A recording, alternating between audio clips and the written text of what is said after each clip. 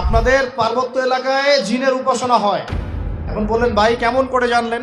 যত তান্ত্রিক মান্ত্রিক কবিরাজ জাদুকর সব এই পাহাড়ি এলাকায় ঘুরে বেড়াচ্ছেন, এবং চোখ কান খোলা রাখলে আপনারাও বুঝতে পারবেন। জিনের উপাসনা করলে অনেক কিছু ভেলকিবাজি দেখানো যায়। জিনকে আল্লাহ পাক কিছু ক্ষমতা দিয়েছে।